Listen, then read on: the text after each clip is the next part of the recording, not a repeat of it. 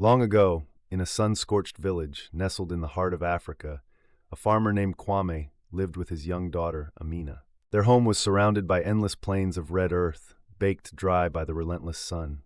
Each morning, Kwame would take Amina to the fields, their days spent working side by side. And each evening, beneath the stars, their spirits would be lifted by the stories of their ancestors, tales of courage, resilience, and a hope that never wavered.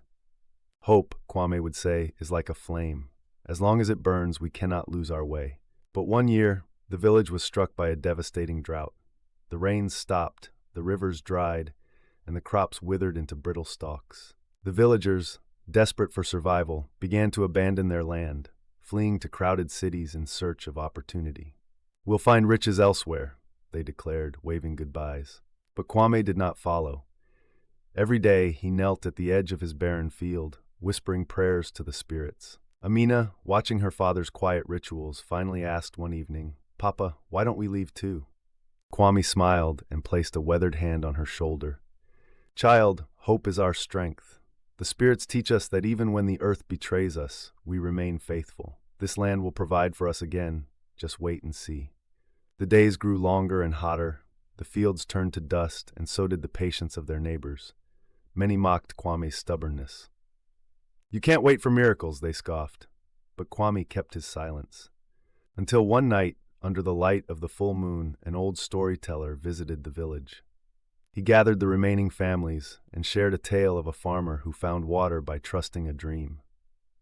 Inspired, Kwame stayed awake that night, listening to the spirits and hoping for guidance. At dawn, he woke Amina, a new spark in his eyes. "I know where the water is," he said. "The spirits showed me." With Amina's help, Kwame began to dig. Their tools were simple, a worn hoe, shovels carried from the shed, but their determination was unyielding. The villagers watched and ridiculed them from afar.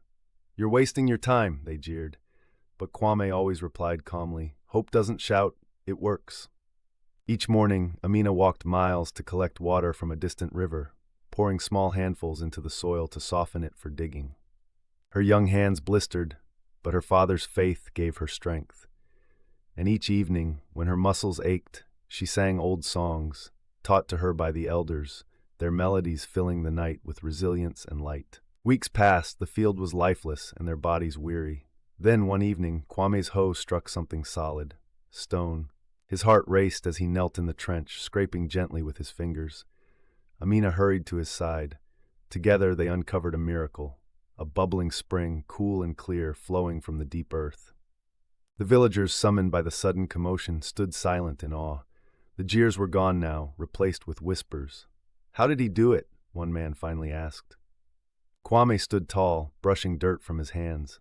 His answer was simple: hope and faith did it. Word of the spring spread quickly. With Kwame's guidance, the water was channeled to the fields, reviving crops that had nearly been lost.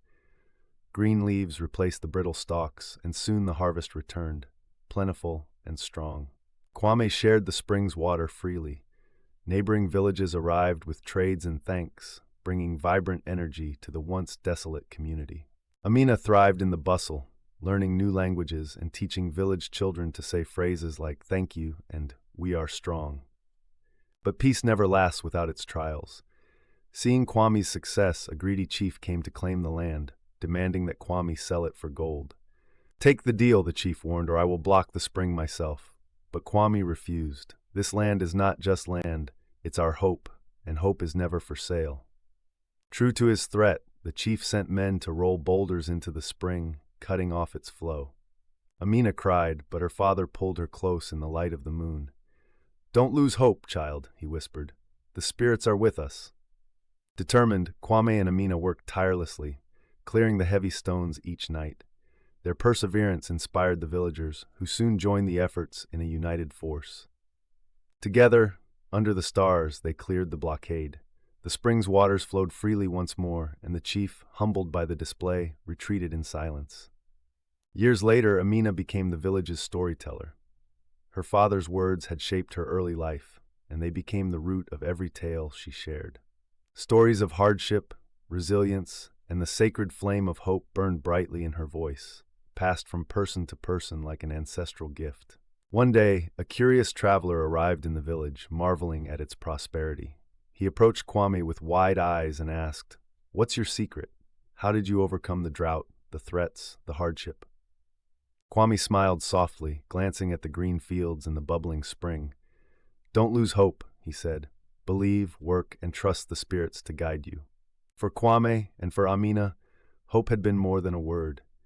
It had been a force, a quiet flame lighting the way forward, and for all who heard their story, that flame burned brighter than ever.